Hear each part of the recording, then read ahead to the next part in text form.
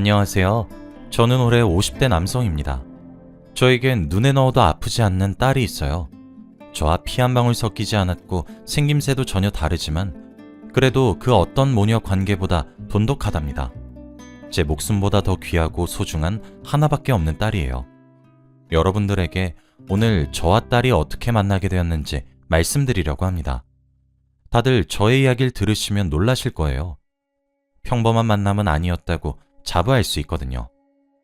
저는 20대 중후반에 아내와 눈이 맞아 결혼을 하게 되었습니다. 저희 집에서 제가 장남이기도 하고 남동생은 워낙 발랑 까져서 결혼은 꿈도 못 꿨죠. 그래서 다들 저만 바라보고 있었기에 결혼이 조급했습니다. 어머니는 결혼을 하기 전부터 아들아들거리며 손주는 무조건 남자여야 한다고 했어요. 사실 어머니가 다른 집에 비해 가부장적인 면이 있었죠. 그래서 항상 자기가 평생 제일 잘한 일이 2명의 아들을 낳은 거라고 말하고 다녔습니다. 어머니도 시어머니한테 아들을 2명이나 낳아서 예쁨을 정말 많이 받았다고 해요.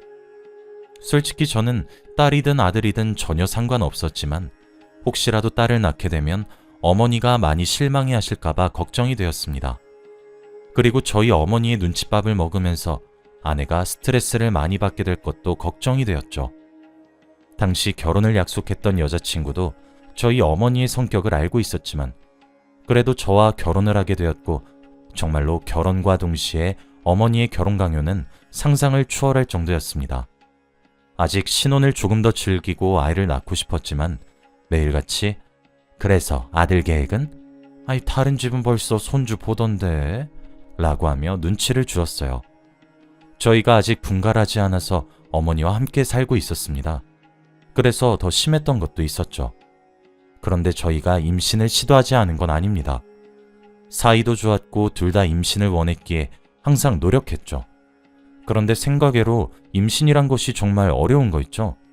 저희가 나이가 그렇게 많은 것도 아니었는데 마음대로 되지 않으니 답답할 노릇이었습니다.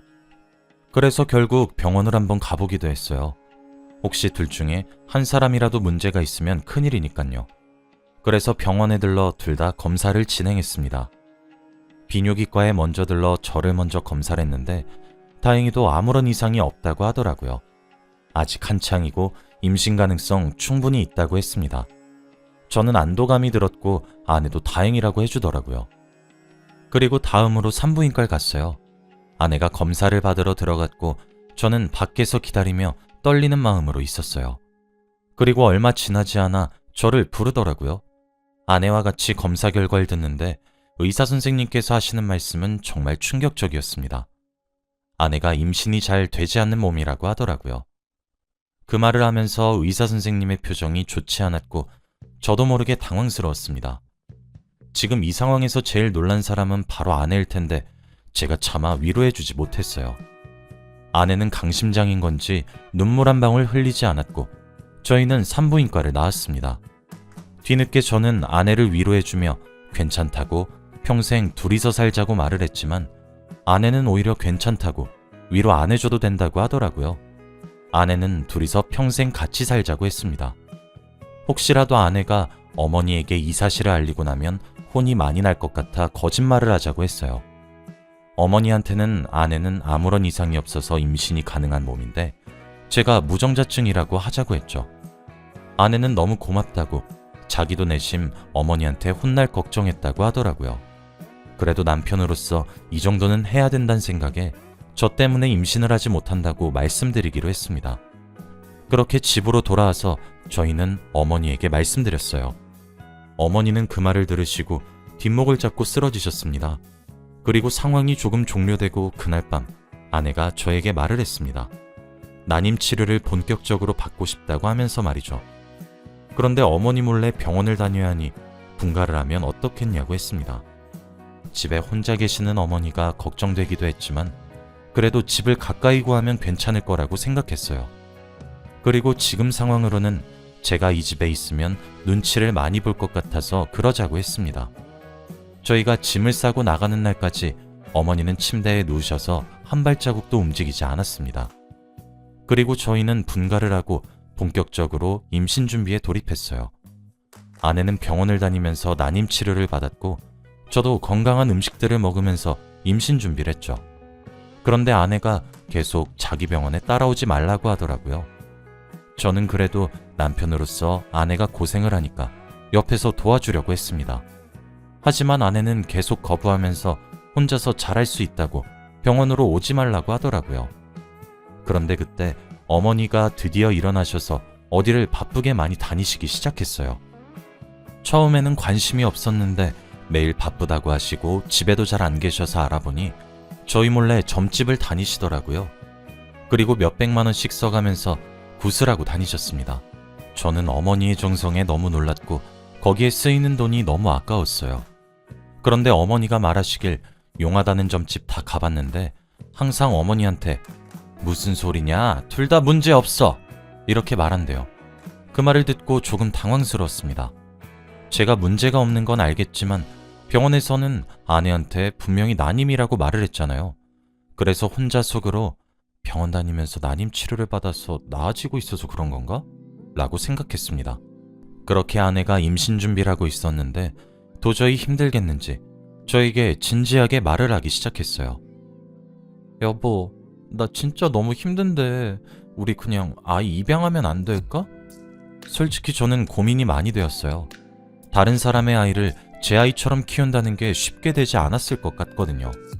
그래서 고민을 오래 하고 있는데 아내가 먼저 저에게 그럼 같이 보육원 한번 가보기라도 하자 라고 했습니다. 저는 아내의 말을 듣고 보육원에 가게 되었어요. 그런데 정말 많은 아이들이 있더라고요. 아내와 같이 보육원에 갔는데 한 아이가 아내 보고 갑자기 엄마! 라고 하며 뛰어와 안겼습니다. 저는 왜 엄마라고 하는지 당황스러워서 아내를 쳐다보고 있는데 아내가 제 눈치를 살피면서 사실 내가 여기 봉사활동을 자주 오는데 그럴 때마다 나한테 엄마라고 해 라고 했죠. 아이는 3살 정도 되어 보였고 여자아이였는데 너무 귀여웠습니다.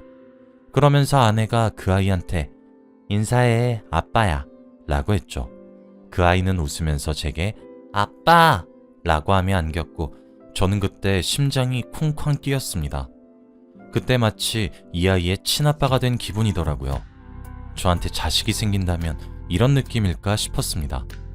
그때 마치 세상이 멈춘 기분이 들었고 그때 이 아이를 입양하기로 결정했던 것 같아요. 다른 사람의 아이여도 이렇게 사랑스럽고 저를 너무 좋아하는 아이를 보는데 제 친자식처럼 키우고 싶었습니다. 어느 아빠와 비교되지 않게 아이한테 잘해줄 수 있을 것만 같았어요. 저는 그 자리에서 아내에게 우리 이 아이 입양하자 라고 했고 아내는 너무 좋아했습니다. 아내는 저의 선택에 놀랐고 너무 기뻐했어요. 그렇게 아이를 입양하기로 하고 집에서 어머니에게 말씀드렸죠. 입양하기로 했으니 돈 몇백만 원씩 쓰면서 구타러 다니는 거 그만하라고 했어요. 어머니는 한 번 더 뒷목을 잡으셨고 입양하려고 하는 애가 여자아이인 것을 알고 더 쓰러지려고 하셨습니다. 그래도 저와 아내는 고집대로 했고 결국 아이를 입양하고 집에 데리고 왔죠. 방도 예쁘게 꾸며주고 정말 친딸처럼 살뜰히 보살펴 주었습니다. 딸이 부침성도 좋아서 저와 금방 친해질 수 있었어요. 시간이 지날수록 입양했다는 사실은 까맣게 잊은 채로 화목한 가족이 되었습니다.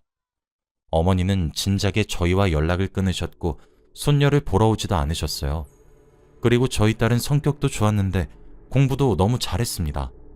학교에서 전교 1등은 놓치지 않았고 영재 수업까지 듣는 아이였지요. 선생님들이 다 탐내는 인재라고 합니다. 저희 부부는 학부모 상담을 하러 갈 때마다 어깨가 솟았고 기분이 너무 좋았죠. 딸은 효녀여서 그런지 저희 속을 한 번도 썩인 적이 없어요. 사춘기가 되면 반항도 하고 그래야 하는데 저희 딸은 한 번도 그런 적이 없습니다. 저와 아내가 당황할 정도로 말이죠. 그리고 저희에게 애교도 잘 부리고 항상 따뜻한 말을 해주어서 너무 행복했습니다. 제가 인생에서 제일 잘한 일을 꼽으라고 하면 단언컨대 제 딸을 입양했다는 거예요. 그렇게 딸은 성인이 되었고 이제 스스로 앞가림을 해야 할 나이가 되었습니다. 딸이 그러더라고요. 자기는 사업가가 되고 싶다고 하면서 자신의 미래 계획에 대해 다 말해주었습니다. 딸이 발표하는 말을 들으면서 저와 아내는 입이 떡 벌어진 채로 경청하고 있었고 순식간에 딸의 이야기는 끝이 났죠. 정말 야무지고 똑바른 딸이었습니다. 저와 아내보다 더 어른 같았죠. 딸은 원하는 대학교에 경영학과로 가게 되었고 거기서도 혼자 척척 잘 해냈습니다. 타지에 있는 대학교를 가다 보니 저희와 떨어져 살게 되었지만 그래도 듬직했어요. 늘 연락도 잘해주고 저희 보고 싶다고 애교도 부려서 기분이 좋았거든요. 그리고 딸은 정말 본격적으로 사업을 하기 시작했습니다. 대학교를 졸업하기 직전부터 찬찬히 준비하더니 이제 제대로 사무실까지 구하더라고요. 부모한테 손 한 번 안 벌리고 스스로 알바해서 모아둔 돈으로 사업 자금을 준비해서 시작한 일입니다. 저희는 옆에서 응원을 해주었고 저희 딸이 잘해낼 거라고 항상 믿었어요. 그리고 정말 놀랍게도 딸의 사업은 나름 성공적이었습니다. 인터넷 기사도 여러 개 나고 인터뷰도 했죠. 어린 CEO라고 하면서 사람들의 입소문도 많이 탔습니다. 많은 사람들이 저희 딸을 존경했고 멋지다고 했어요. 딸은 20대 중후반에 사업을 확장시켰고 정말 사업가가 되었습니다. 돈도 많이 벌었고 저와 아내 보고 당장 직장을 관두라고 했죠. 자기가 주는 돈 받으면서 놀면서 살라고 했습니다. 저와 아내는 그런 딸을 둔 게 너무 자랑스럽고 멋졌어요. 이렇게 평생 행복할 줄 알았고 인생에 굴곡은 없을 줄 알았습니다. 하지만 이것도 오래가지 못하더라고요. 어느 날 누군가 저희 집에 저희 딸의 친아빠라고 하는 사람이 찾아왔습니다. 저는 한 번도 저희 딸의 친부모를 만난 적이 없었고 만나뵈려고 하니 보육원에서도 가지고 있는 정보가 없다고 해서 너무 답답할 지경이었죠. 그런데 이렇게 찾아오셔서 대뜸 저희에게 돈을 달라고 했습니다. 자기 딸이 이렇게 잘 사는데 돈 좀 달라고 하면서 말이에요. 솔직히 처음부터 친절한 태도로 저희를 찾아왔으면 말을 하지 않아도 돈을 드렸을 거예요. 왜냐하면 그분이 안 계셨다면 저희 딸이 저희 품으로 오지도 못했을 테니까 말이죠. 그런데 갑자기 당연하다는 듯이 돈부터 달라고 하니까 그 마음이 싹 식는 겁니다. 그래서 안 된다고 했어요. 저희 딸이 그쪽 친자식인 거 증명해보라고 했죠. 그러면서 그 남자는 제 아내를 쳐다보더라고요. 아내는 그 남자의 눈을 피했고 저는 상황이 이해가 안 돼서 물끄러미 쳐다봤습니다. 그러면서 저에게 당신 속고 있는 거예요. 지금 저 계집애가 어떤 일 벌이고 다니는지 알아요? 라고 하더라고요. 저는 그게 무슨 소리냐고 말을 했고 아내는 당황해했습니다. 아내한테 솔직히 말하라고 저에게 숨기는 게 있냐고 물었어요. 아내는 동공이 심하게 흔들렸고 결국 저에게 말을 해주었습니다. 맞아. 우리 딸 저 사람 자식이야. 야, 이 계집애야. 그게 끝이야? 너 사고 많이 치고 다니잖아. 여보쇼. 이년 지금 밖에서 먼지거리 하고 다니는지 아셔? 이 사람 지금 딸 이름 대면서 이곳저곳에 돈 빌리고 다닌다고요. 그리고 당신 와이프랑 나 사이에서 나온 애가 당신 딸이에요. 저는 도저히 상황 파악이 되지 않았습니다. 아내가 딸의 이름을 대고 다니면서 돈을 빌리고 다닌 것도 충격인데 거기다가 딸이 아내의 친딸이라고 하니까 더 충격적이더라고요.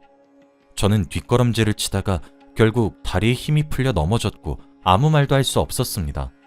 그리고 그 남자가 돈을 달라고 한 이유가 아내가 그 사람에게 돈을 빌렸대요. 벌써 수천만 원 빌렸다고 했고 돈을 갚는다고 딸 이름 대면서 계속 빌렸다고 합니다. 그래서 당당하게 돈을 달라고 했던 거였죠. 그런데 여기서 끝이 아니었습니다. 아내는 울면서 더 충격적인 이야기를 하기 시작했어요. 몇십 년 전에 산부인과에 가서 난임이란 결과를 듣기 전에 아내가 미리 산부인과 의사한테 부탁했다고 합니다. 제발 제 남편이 들어오면 임신 안 되는 몸이라고 거짓말해주세요. 라고 하면서 말이죠. 그래서 그때 결과를 말했을 당시 의사의 표정이 이상했던 거였어요. 보육원에서 딸아이가 아내를 보고 엄마라고 했던 이유도 정말 친엄마여서 그랬던 거고 난임 치료를 한다고 산부인과에 간다고 했을 때 보육원에 가서 딸이랑 놀다가 왔대요. 정말 순식간에 많은 정보를 머릿속에 넣으니까 과부하가 걸리더라고요. 결국 아내는 자기 딸을 데리고 오기 위해서 난임이라고 거짓말을 한 겁니다. 그리고 제 눈앞에 있는 남자 사이에 아이가 있었단 것도 몰랐어요. 아내 말로는 어렸을 때 잠깐 실수를 했다고 합니다. 아내는 이혼만은 절대 안 된다고 했지만 저는 도저히 그런 여자와 한 집에서 살 수 없었습니다. 그 남자는 일단 보낸 뒤 조금 진정을 시키고 어머니에게 다 말했어요. 어머니에게 찾아가 말씀을 드리니 머리를 부여잡으시면서 아휴, 그래서 점쟁이가 둘 다 문제가 없다고 했구나 라고 했죠.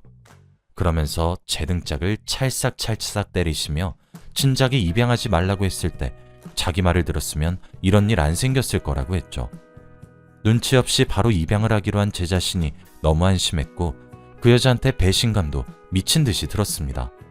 그리고 차마 딸한테는 무슨 일이 있었는지 말을 하지 못하겠더라고요. 지금 사업도 승승장구하고 있고 한창 기분이 좋을 텐데 망치고 싶지 않았습니다.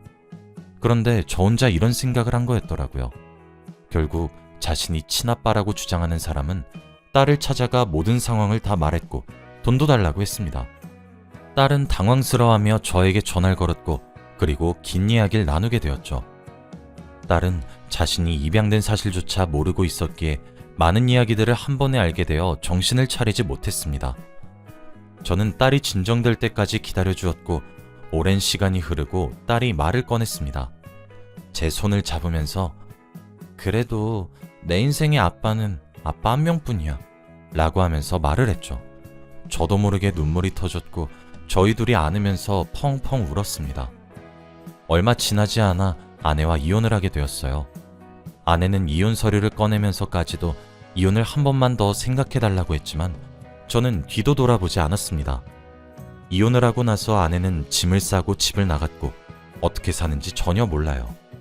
딸은 저와 주기적으로 만나서 밥도 먹고 이야기도 나눕니다. 그런데 엄마와 연락을 안 한 지 오래되었다고 하더라고요. 저는 매일같이 딸에게 신신당부합니다. 혹시라도 돈 갚으라고 하는 사람 있으면 바로 경찰에 신고하라고 말이죠. 아내가 아직까지 딸의 이름을 대면서 돈을 빌리고 다닐까봐 너무 걱정이 됩니다. 딸이 위험에 처할까봐 너무 두려워요. 지금은 어머니와 단둘이서 살고 있습니다. 전 와이프는 어디서 뭐라고 사는지 전혀 소식이 없어요. 그리고 딸은 한 달에 적어도 4번은 꼭 만납니다. 어머니도 점점 딸에게 마음을 열고 있는 것 같아요. 여러분은 혹시 저 같은 일을 겪으신 적이 있나요? 세상에 정말 믿을 사람 하나 없다는 말이 틀린 말이 아닌 것 같습니다. 그 일이 있고 나서 사람을 잘 못 믿게 되었어요. 저보다 어린 나이에 많은 일을 겪게 된 딸에게 미안할 따름입니다. 저의 이야기는 여기까지입니다. 들어주셔서 감사해요.